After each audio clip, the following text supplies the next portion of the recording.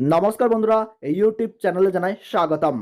গোটা ভারতবর্ষ জুড়ে চলছে 2024 সালের লোকসভা ভোট। আর এই ভোটের মাধ্যমেই নির্বাচিত হয় দিল্লির গদি, অর্থাৎ ভারতের প্রধানমন্ত্রী সহ সমস্ত কেন্দ্রীয় মন্ত্রীদের নির্বাচিত করা হয় এই লোকসভা ভোটের মাধ্যমে। তাই আপনারা বুঝতে পারছেন যে এক একটি লোকসভার আসন কতটা গুরুত্বপূর্ণ এক একটি দলের কাছে।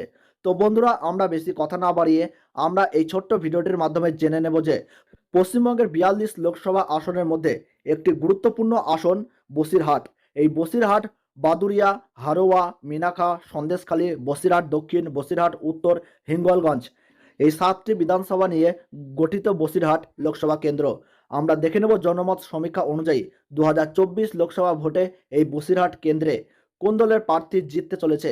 এছাড়াও আমরা জেনে নেব যে 2019 সালের লোকসভা নির্বাচনে সেখানে কি ফলাফল হয়েছিল, কোন কোন প্রার্থী কতগুলো ভোট পেয়েছিল এবং 2024 লোকসভা ভোটে এই কেন্দ্রে কোন কোন দলের কোন কোন প্রার্থী মনোনীত হয়েছেন। বিস্তারিত জানতে ভিডিওটি শেষ পর্যন্ত দেখবেন এবং চ্যানেলটিতে নতুন দর্শক হয়ে থাকলে অবশ্যই চ্যানেলটি সাবস্ক্রাইব করে রেখে দেবেন এইরকম ধরনের গুরুত্বপূর্ণ ভিডিও পাওয়ার জন্য। তো বন্ধুরা, 2024 সালের লোকসভা ভোটে বসিরহাট কেন্দ্র থেকে তৃণমূলের প্রার্থী হিসাবে মনোনীত হয়েছেন হাজী নুরুল ইসলাম এবং বিজেপি প্রার্থী হিসাবে মনোনীত হয়েছেন রেখা পাত্র এবং সিপিএম ও কংগ্রেসের তরফ থেকে যৌথভাবে মনোনীত হয়েছেন নিরাপদ সর্দার।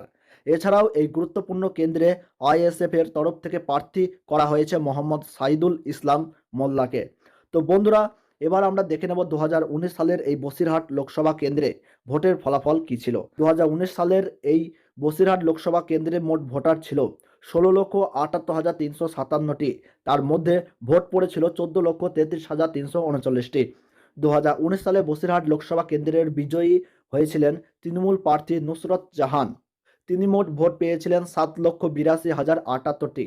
ভোটের হার ছিল 54.55% এবং দ্বিতীয় স্থানে ছিলেন বিজেপি প্রার্থী সায়ন্তন বসু। তিনি মোট ভোট পেয়েছিলেন 4,31,709টি এবং ভোটের হার ছিল 30.11% এবং তৃতীয় স্থানে ছিলেন কংগ্রেস প্রার্থী কাজী আব্দুর রহিম। তিনি মোট ভোট পেয়েছিলেন 1,04,138টি। তার ভোটের হার ছিল 7.27%। এই কেন্দ্রে জনমত সমীক্ষা অনুযায়ী তৃণমূলকে এবার টেক্কা দিতে চলেছে বিজেপি। রাজনৈতিক মহলের একাংশের দাবি অনুযায়ী এই বসিরহাট লোকসভা কেন্দ্রে এবার জয়ী হতে চলেছে বিজেপি প্রার্থী রেখা পাত্র।